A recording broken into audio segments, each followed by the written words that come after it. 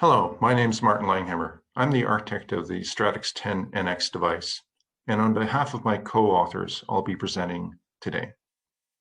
The Stratix 10 NX is the first FPGA specifically optimized for AI acceleration. Although this presentation is based on the paper, it's not going to be the paper verbatim. I'll be concentrating on aspects of AI FPGA architecture that are perhaps not immediately obvious. Today, I'll be focusing on bandwidth. The NX device is based on the existing Stratix 10 family. It takes a lot of time and money to develop a new FPGA architecture, so we can reuse an existing architecture, so much the better. This device is built on the mature Intel 14nm FinFET process, so that gives us good confidence in yield and performance.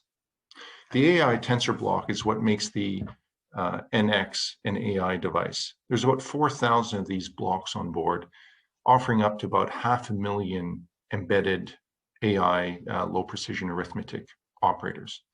96 transceivers gives us a lot of bandwidth on and off the device. That lets us build data center scale systems if we want. In addition to the 7,000 embedded memories, there's 1 or 2 stacks of HBM2 that lets us store large models on board.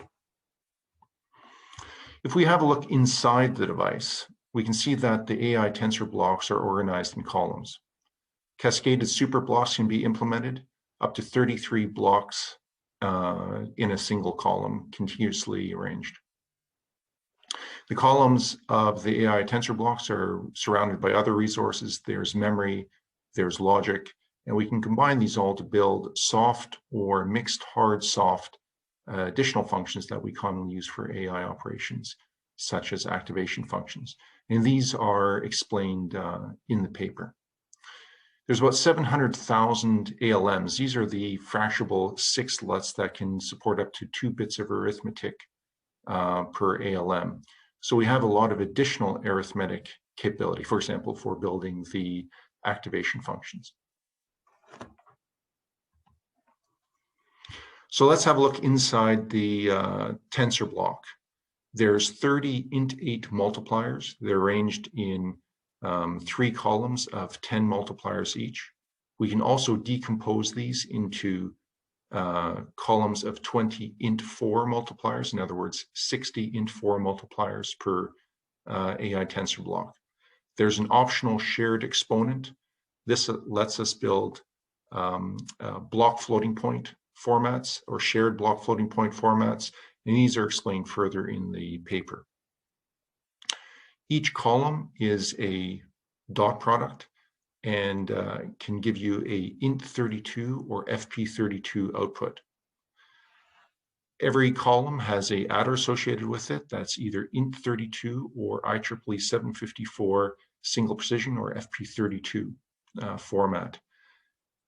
We can use these adders to build the super blocks, to cascade all the blocks together, or at any point for a single block or for a super block, we can build an accumulator, either in int32 or FP32. And there's various ways of getting that data out into the global routing. So we've had a look inside the block, and now we can start thinking about some of the bigger pictures. Just think about the FPGA as an iceberg. The resources are, the logic and DSP resources, the AI tensor blocks in this case, are easily visible. But underneath the surface is the routing, and the routing is what makes the FPGA the FPGA. The FPGA routing is both its greatest asset and its biggest liability. So we're going to be looking at the limitations of the routing and how we need to work with that to make all these multipliers accessible.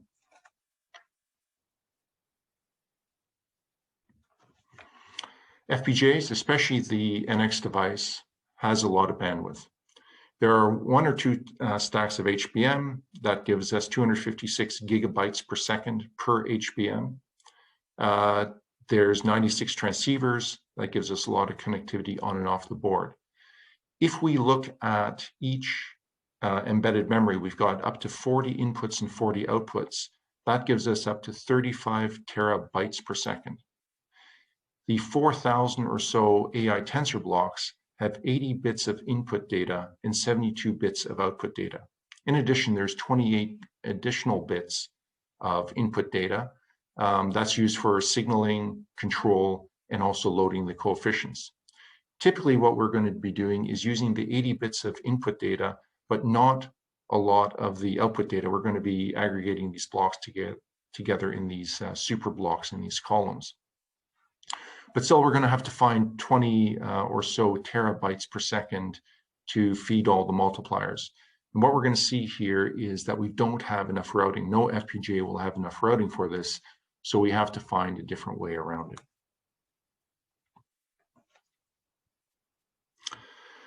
So bandwidth everywhere means wires everywhere, and we don't have enough wires. If we look at this FPGA in int 8 or block floating point 16 mode, we've got about 120,000 multipliers.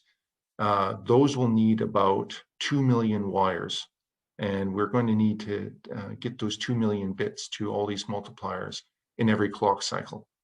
We only have about 300,000 or so wires to the AI tensor blocks data wires. In fact, there's additional wires used for coefficient loading and control. So we've been working on FPGAs. The industry's been working on FPGAs for the last 3 or 4 decades.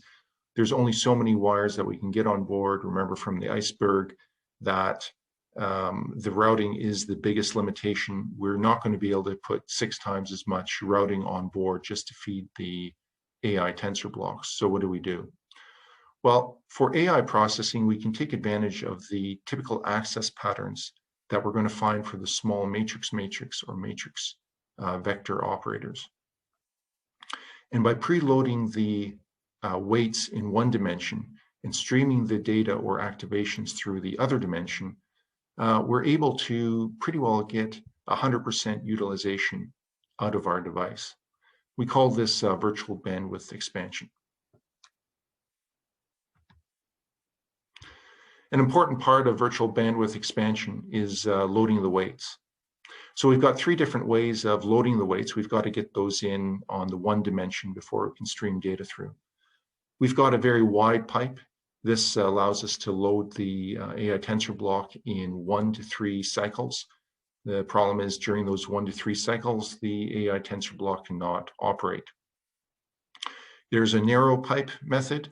Over 15 to 18 cycles, we can load the weights in, or the next set of weights in. There's a dual bank of weights, so we can load the one set of weights in while the block continues to process. There's also a very thin pipe. This is based on the super block format. The advantage of this method, even though it takes a lot longer to reload the weights, is that it really reduces the wire load into the super column, which makes the fitting a lot easier. While the AI or the tensor mode is the mode we want to operate in most time, it allows us to get the maximum performance out of the device, we can't use it everywhere. And sometimes we'll need to use a vector or scalar mode. So the vector mode allows us to build a small dot product. This is going to be 5 or 6 multipliers, depending if we use the optional shared exponent.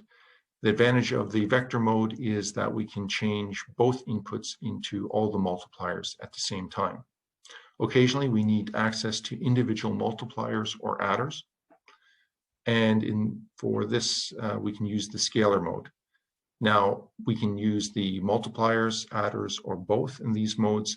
And one thing that should be obvious here is that the more flexibility we want from the block, the less performance we're going to be able to get out of it. Now, those numbers I showed you earlier about the bandwidth were at a nominal 500 megahertz, and we want to,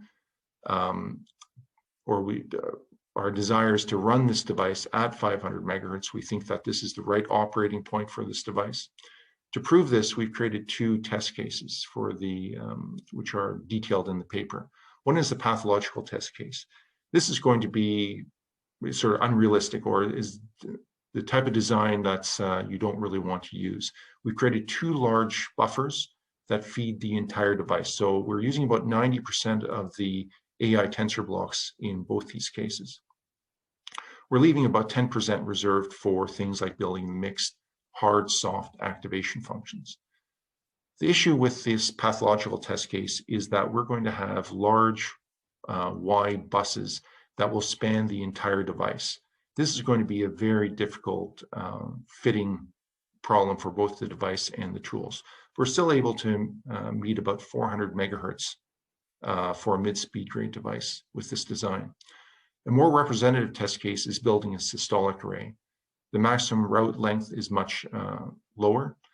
Again, we're using 90% of the AI tensor blocks, and we're able to achieve over 500 megahertz. Now, both of these are for mid-speed grade devices. If we recompile for the fastest speed grade device, will be over 600 megahertz. Important thing about both these designs is, and this is detailed in the paper, is that the wire load is very high, as we expect, but it's only high in one direction.